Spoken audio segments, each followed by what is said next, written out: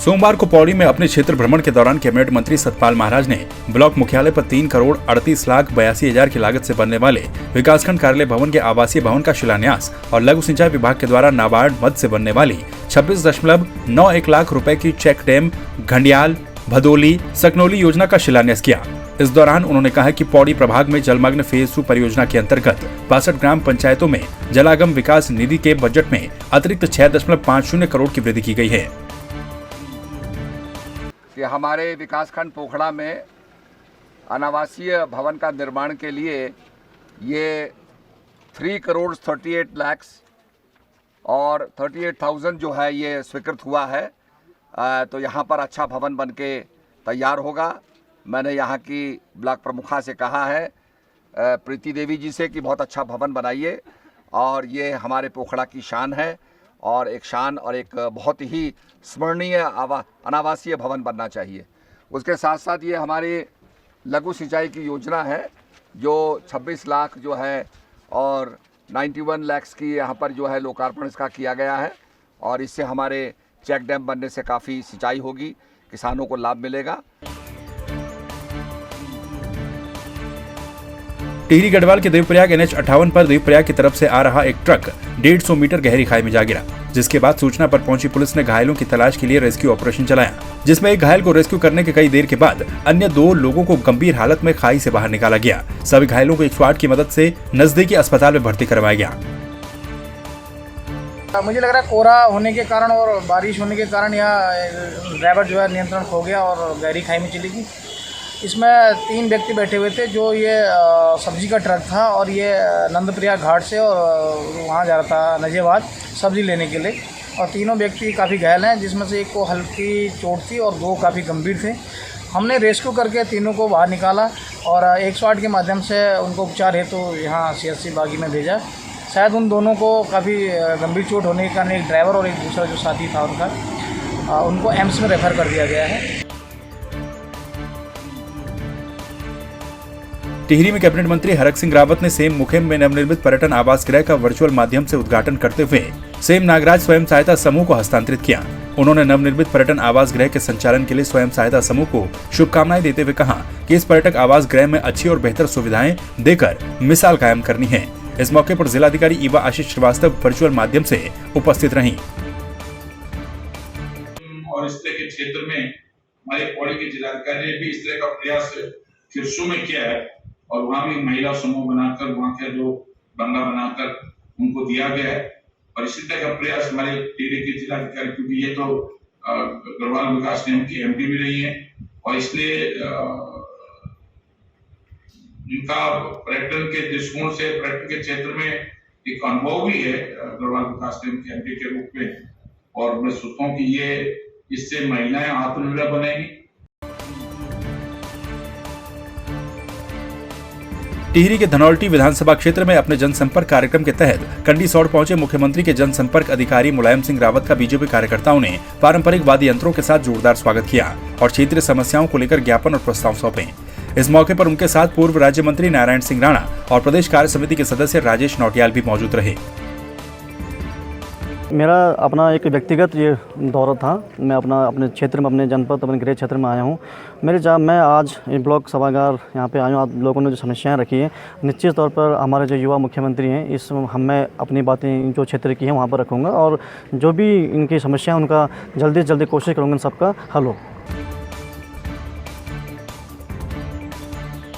पिथौरागढ़ में पर्यावरण मित्रों की हड़ताल के मद्देनजर नगरीय क्षेत्रों में सफाई व्यवस्था और सफाई कर्मचारियों की समस्या को लेकर मंगलवार को जिलाधिकारी ने नगरपालिका अध्यक्ष, पुलिस अधीक्षक, मुख्य विकास अधिकारी, मुख्य चिकित्सा अधिकारी और सभी पर्यावरण मित्रों के साथ बैठक की और उनसे हड़ताल समाप्त कर सफाई कार्य में सहयोग करने की अपील की। जिलाधिकारी ने उन्हें आश्वस्त किया कि जिला स्तर पर जितनी भी मांगे हैं उनके समाधान के लिए शासन को प्रस्ताव भेजे जाएंगे। तो जो यहाँ के स्तर की प्रयास है तो यहाँ स्तर में तो हम लोग आपस में बैठकर वार्ता करें, लेकिन मेन उनकी जो मांगें हैं वो शासन स्तर पे है। शासन में कई दौर की वार्ता चल रही है। निश्चित तौर पर आज की वार्ता हम सब लोग ये आशा करते हैं कि आज शायद वार्ता सफल हो जाए और ये जो एक गतिरोध का माहौल है वो खत्म होकर सभी लोग अपने अपने कार्य में, ये लोग भी चाहते हैं कि कार्य करें, जनता के प्रति जवाबदेही का निर्वहन करें, लेकिन उनकी कुछ जायज़ मांगें हैं। हम भी शासन से वार्ता कर रहे हैं कि इनकी मांगें शीघ्र मान ली जाए। पिथौरागढ़ के कांग्रेस कार्यालय में 4 दर्जन से ज्यादा युवाओं ने पूर्व विधायक मयूख महर के हाथों माला पहनकर यूथ कांग्रेस की सदस्यता ग्रहण की। सदस्यता लेने वाले युवा रोहित कुमार को यूथ कांग्रेस के नगर उपाध्यक्ष पद पर मनोनीत भी किया गया। इस मौके पर यूथ कांग्रेस के जिलाध्यक्ष ऋषेंद्र महर और प्रदेश महासचिव करण सिंह मौजूद रहे। पिथौरागढ़ चतुर्थ श्रेणी राज्य कर्मचारी संघ के जिलाध्यक्ष ललित शाह के नेतृत्व में कर्मचारियों ने जिला अस्पताल परिसर में एकत्रित होकर 2 घंटे का कार्य बहिष्कार किया। महिला उपाध्यक्ष ममता चंद ने कहा कि महानिदेशक के अधिकारियों के साथ वार्ता में पदोन्नति के लिए 50% के कोटे के लिए लैब सहायक, ओटी सहायक, डार्क रूम सहायक, ड्रेसर पर सहमति बनी थी, जो कि पूरी नहीं हो रही। उन्होंने कहा कि जब तक उनकी मांग पूरी नहीं होती तब तक उग्र आंदोलन जारी रहेगा। रामनगर में वन प्रभाग तराई पश्चिमी के टाडा और चिल्किया क्षेत्र में ग्रामीणों ने राहत की सांस ली है। वन विभाग की टीम के द्वारा गुलदार को पकड़ने के लिए लगाए गए पिंजरे में गुलदार फंस गया, जिसे आबादी से दूर जंगलों में छोड़ा जाएगा। गुलदार के द्वारा पिछले 6 महीने में टाडा और चिल्किया क्षेत्र में लगभग 3 से ज्यादा लोगों पर हमला किया जा चुका था। चिल्किया में जो लेपर्ड के मूवमेंट की हमें जानकारी मिली, तो आज हमने 6 बजे लगभग उसको वहाँ पर पिंजरा लगाया और 8 बजे के करीब वो पिंजरे में लेपर्ड फंस गया। तो उसको हम प्राकृतिक आवास में छोड़ रहे हैं और इससे वहाँ की जनता को काफी निजात मिलती है।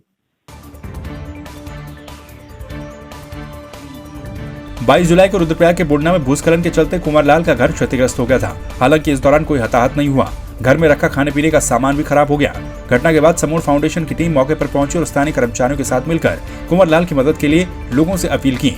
साथ ही इस दौरान समूह फाउंडेशन की तरफ से प्रभावित परिवार को राशन भी दिया गया। समूह फाउंडेशन का कहना है कि कुंवरलाल होटल में नौकरी करते थे और एक एक्सीडेंट के दौरान वो विकलांग हो गए थे। चारधाम यात्रा और बद्रीनाथ यात्रा को खोले जाने की मांग को लेकर बद्रीनाथ धाम में बद्री संघर्ष समिति, व्यापार सभा, पंडा पंचायत, डिमरी पंचायत, हक हकूकधारी और स्थानीय लोगों के द्वारा सरकार के खिलाफ जमकर नारेबाजी कर प्रदर्शन किया गया। साकेत तिराहे से लेकर नगर पंचायत तक आक्रोश रैली निकाली गई। लोगों का कहना है कि सरकार जल्द से जल्द चारधाम यात्रा को खोलने की अनुमति दे, नहीं तो उनके सामने बेरोजगारी से संकट पैदा हो जाएगा। इनको देखते हुए कि जो भी यहाँ पे स्थानीय लोग हैं, व्यापारी वर्ग के लोग हैं, उनकी 2 साल से जो आय का साधन था वो बिल्कुल खत्म हो चुका है। स्थानीय लोग तो बिल्कुल इस कगार पर पहुँच चुके हैं कि अपने स्थान में बाल बच्चों को क्या खिलाएंगे, क्या पिलाएंगे। सबसे पहले बिजली पानी की व्यवस्था है। कई बार सरकार कहती है कि बिजली पानी माफ़ कर दिया जाएगा, लेकिन इसमें कुछ भी नहीं हो पाता है। सिर्फ जो है कागजी कार्रवाई होती है, धरातल पे कुछ भी नहीं आता है। और हम शासन से यही मांग करेंगे कि यात्रा खोली जाए, चारधाम यात्रा खोली जाए। मंदिर न खोलें, लेकिन पर्यटक स्थल खोल दें। बागेश्वर में अपने प्रदेश नेतृत्व के आह्वान पर जिले में ऊर्जा निगम का संयुक्त कर्मचारी मोर्चा संघ भी 14 सूत्रीय मांगों को लेकर हड़ताल पर चला गया। टूल डाउन, पेन डाउन हड़ताल के चलते जिले के विभिन्न इलाकों में बिजली की व्यवस्थाएं चरमराने लगी। वहीं ऊर्जा निगम के अधिकारी कर्मचारियों का कहना है कि कई बार समझौते के बावजूद भी सरकार ने उनकी मांगों को पूरा नहीं किया, जिसके बाद हड़ताल शुरू की गई। 2017 में 17 सूत्री मतलब मांग थी हमारी, 14 सूत्री मांग। उसमें से उन्हीं बिंदुओं पर हम अभी हड़ताल में बैठे हुए हैं। उन्हीं पर हमारे सारे संयुक्त मोर्चा बन के सारे कर्मचारी ऑफिसर से हमारे जो है हड़ताल है। हमारे बिल्कुल टूल डाउन है, पेन डाउन है, और जब तक ये हमारी मांगें नहीं मान जाएंगे तब तक हम संघर्ष करेंगे और टूल डाउन रहेगा, पेन डाउन रहेगा। देखिए, असल में हड़ताल चल रही है, कर्मचारी अधिकारियों की सबकी हड़ताल चल रही है, तो ये कोई भी काम करने के लिए तैयार नहीं है कि काम किया जाए करके। तो जैसे कि आप देख रहे होंगे वहाँ पे बैठे हुए हैं, तो अब इस बारे में कुछ कहा नहीं जा सकता कि ये कब तक ठीक हो पाएगी। जैसी हड़ताल क्लियर होती है वैसी संभावना है कि सुचारू हो पाएगी। पूरे प्रदेश में विद्युत विभाग की प्रदेशव्यापी हड़ताल जारी है। ऐसे में रामनगर के बिजली घर में कर्मचारी और अधिकारियों ने ताला जड़ा है। वहीं आपको बता दें कि कॉर्बेट नेशनल पार्क रामनगर शहर में अगर बिजली गुल होती है तो बिजली फॉल्ट के चलते घरों में पानी की परेशानी भी पैदा हो जाएगी। ये पाटपुर से आ रखे हैं, बिजली का बिल जमा करने आए, यहाँ हड़ताल हो रही है। बिजली का बिल कैसे जमा करें? घर में इतना दूर दूर से पहाड़ से आ रखे हैं और 2-3 बार आ गए, ऐसे हो रहा है यहाँ। बिजली का बिल जमा करने सर हम कितने बार आगे यहाँ ये ऐसे बैठे हैं, कब तक हमारे ब्याज कौन भरेगा बिजली का?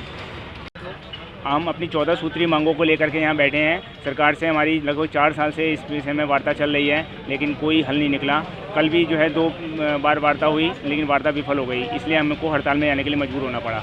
इस समय यूपीसीएल, पिटकुल और यूजेबीएनएल के सारे कर्मचारी, चाहे वो संविदा वाले हो चाहे रेगुलर हो, सभी लोग हड़ताल पर हैं। कोई भी फॉल्ट आता है तो उसकी कोई जिम्मेदारी नहीं है। उत्तराखंड विद्यालय शिक्षा परिषद 10वीं और 12वीं का रिजल्ट 31 जुलाई को घोषित करने जा रहा है।